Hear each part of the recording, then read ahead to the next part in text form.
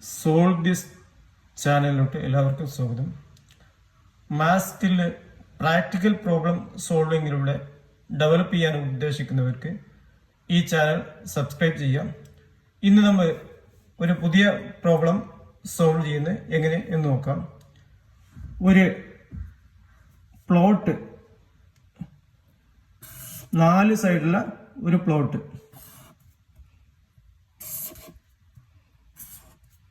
ഇതിന്റെ ഒരു side 3 metre, ഒരു സൈഡ് 4 മീറ്റർ ആണ് മെഷർമെന്റ് കിട്ടിയത്. മറ്റൊരു സൈഡ് 3 മീറ്റർ, മറ്റൊരു സൈഡ് 4 മീറ്റർ. എപ്പോഴും എല്ലാ പ്ലോട്ടും ട്രയാങ്കിൾ ആയിട്ട് ഡിവൈഡ് ചെയ്യണം. അതുകൊണ്ട് ഒരു ഡയഗണൽ മെഷർമെന്റ് എടുത്തി അതിന്റെ സൈഡ് 5 മീറ്റർ എന്ന് ലഭിക്കും. ഇത് ഈ 4 സൈഡുള്ള പ്ലോട്ട് 2 ത്രികോണങ്ങളാക്കി മാറ്റാം. 1, 2.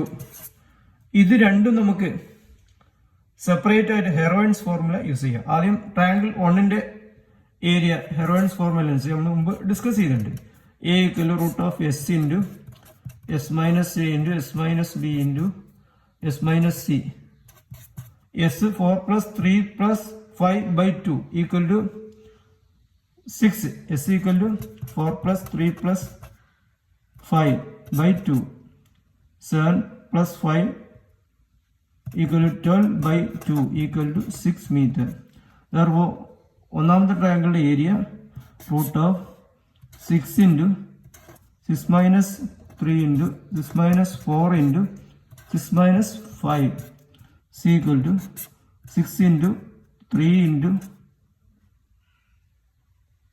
2 × 1, that is √6 6 meter square. ഇതേ ഫോർമുല വെച്ച് രണ്ടാമത്തെ ട്രയാങ്കിൾ അപ്ലൈ ചെയ്തു.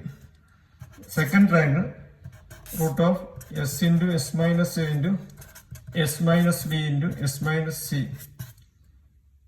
S = ഈ ട്രയാങ്കിളിന്റെ 3 സൈഡ് കൂട്ടുക.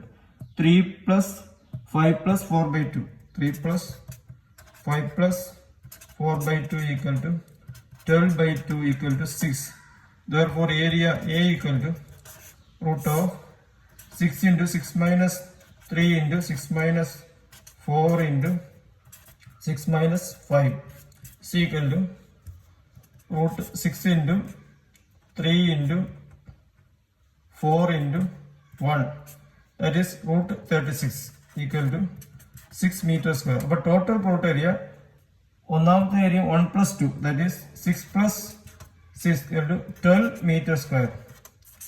അപ്പൊ ഏത് തരം പ്ലോട്ടും നമുക്ക് ട്രയാങ്കിൾ ആയിട്ട് ഡിവൈഡ് ചെയ്ത് മെഷർമെന്റ് കണ്ടെത്താം. എന്നിട്ട് ഹെറോയിൻസ് ഫോർമുല ഉപയോഗിക്കുകയാണെങ്കിൽ ഇതാണ് പ്രാക്ടിക്കലിൽ പ്ലോട്ട് മെഷർമെന്റ് ഉപയോഗിക്കുന്ന ഫോർമുല.